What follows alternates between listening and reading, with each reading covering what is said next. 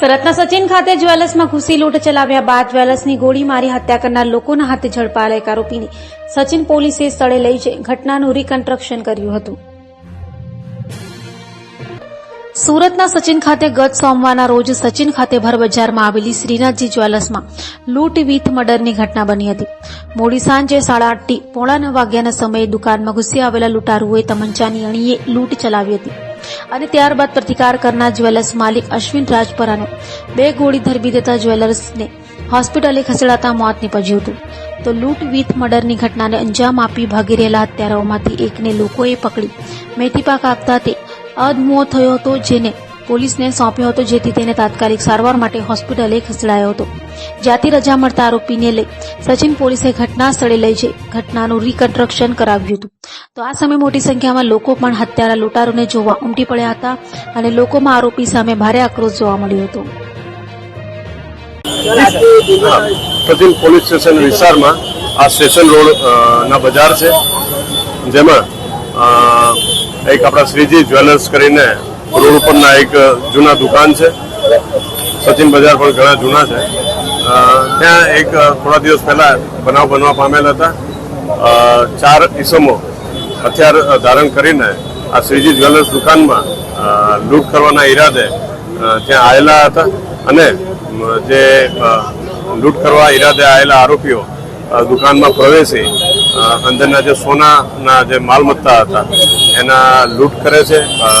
જે સાથે જે હાજર માલિક હતા અને બીજા જે નજરે જોનાર સાહેબો હતા તે હાજર હતા અને એના જે કહેવાય ડરમાં મૂકી ખોફમાં મૂકીને સોનાના માલ મિલકત ત્યાંથી લૂંટ કરે છે. એક આરોપી જે હોય છે બહાર ગન લઈને પ્રોટેક્શન આપતા હતા અને એ જેવા માલ ભરાય છે એના થેલા બક્સામાં તો એ લઈને ત્યાંથી ભાગે છે.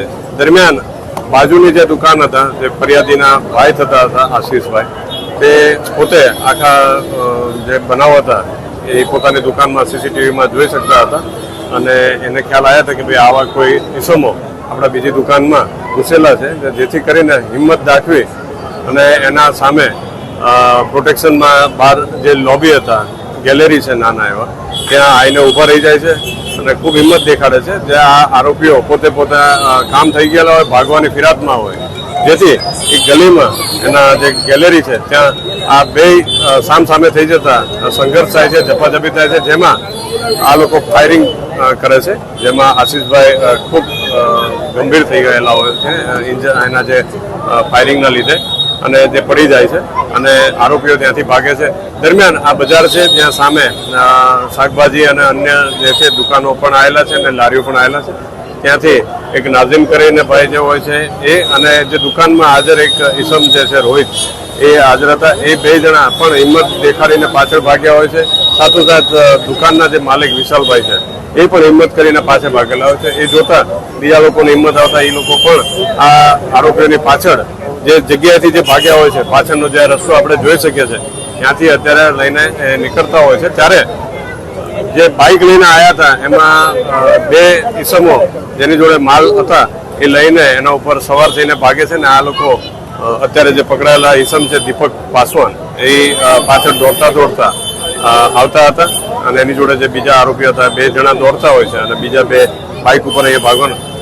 અને આપણે જગ્યાએ અત્યારે જોઈએ છે જે ટ્રાન્સફોર્મર પાસે આ પબ્લિક ખૂબ ભેગા થઈ ગયા હતા, ખૂબ હિંમત એ લોકોએ દાખવી અને જે આરોપી હતા દીપક પાસવાન એને પકડી પાડેલા હતા, જેને અહીંયા પબ્લિક તરફથી ખૂબ સંઘર્ષ કરવાના થયા અને એ જે પડી જતા દીપક પાસવાન જે કહેવાય કે ભાઈ પોલીસના હાથમાં આવી ગયેલા હતા.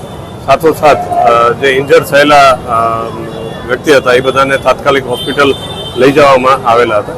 આજરોજ આ બનાવ અનુસંધાને સ્થળ ઉપર પકડાયેલા જે આરોપી છે દીપક પાસવાન, એને 7 દિવસના નામદાર કોર્ટ તરફથી રિમાન્ડ આપવામાં આવેલા છે પોલીસને, જેથી તપાસ તજવીજ મુદ્દાસરની હાલમાં ચાલી રહેલા છે. જે તપાસના કામે અત્યારે સ્થળ ઉપર પોલીસના સચિન પોલીસના ટીમ આવેલા છે અને તપાસ કરેલા છે. જે આરોપી હતા એને સાથે રાખીને જે રીતનો બનાવ બનેલો હતો આખો, એના પિન પોઈન્ટ દરેક જગ્યા ઉપર જઈને શું હકીકત બનેલી છે એના એવિડન્સ ના ભાગરૂપે એક ડિજિટલ એવિડન્સના ભાગરૂપે પણ એ સાક્ષ્ય કરવામાં આવેલા છે અને જે બનાવ હકીકતના આખા વિગતવારના પંચનામા બે પંચો સ્થાનિક પંચોને સાથે રાખીને વિગતવારે પંચનામું કરીને પુરાવો મેળવવાની કાર્યવાહી હાલમાં ચાલુ છે. સાહેબ, ફરાર જે આરોપી છે એનો કોઈ નામ બહાર આવ્યું? જી એટલે હવે જે છે અત્યાર સુધીની તપાસમાં જે કહેવાય